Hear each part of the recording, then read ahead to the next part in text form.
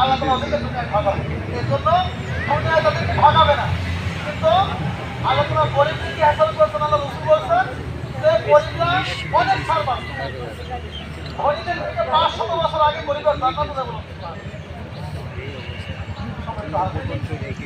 আসুন আল্লাহ তাআলা আমাদের সকলকে যেন আল্লাহ আমাদেরকে যেই যে স্থানে রয়েছে সেই সেই স্থান থেকে আমরা চিন্তা করে আমরা চিন্তা করি।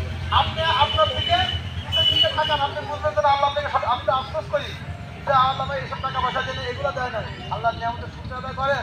আপনি আপনার জায়গা থেকে নিজের চিন্তা করেন, তার এক চোখ নাই, তার এক হাত নাই, যে গর্ব করে খেতে পারেন না, তার বিবেক নাই। আল্লাহ তোমাকে বিবেক দিয়েছে। আমি আমি তো কর্মের কর্ম থেকে থেকে আপনি কর্ম করতেই হবে। আপনি পরিবারের নেতৃত্ব করতে হবে, সমাজ নেতৃত্ব করতে হবে, রাষ্ট্র নেতৃত্ব করতে হবে। আল্লাহর সম্মানিত হাজির, আজকের যে উদ্দেশ্য আপনাদের ভালো একটা অ্যাক্সিডেন্টে রোড অ্যাক্সিডেন্টে মারা গেছেন, আল্লাহ তাআলা তাদেরকে জান্নাতবাসী করেন সকলে, আমিন। এবং সেই সঙ্গে আমরা নিজেরাও সকলে নিজেদের দোয়া চাইব। এখনই আমরা দরুদ করে এখনই ইনশাআল্লাহ দোয়া হবে, আর দোয়ার পরে আমরা তাবারক হ্যাঁ এটা নিয়ে আমরা যাবতীয় সবথেকে বড় আমরা বিনয়ী হব। অহংকার হচ্ছে, রাগ হচ্ছে, আল্লাহ রাগ করে থেমে যাবো আমরা। প্রত্যেকেরই রাগ হিসেবে এই গল্প আল্লাহ তাআলা দিয়েছেন, প্রত্যেকেরই রাগ আছে, কিন্তু আমরা সবর করবো।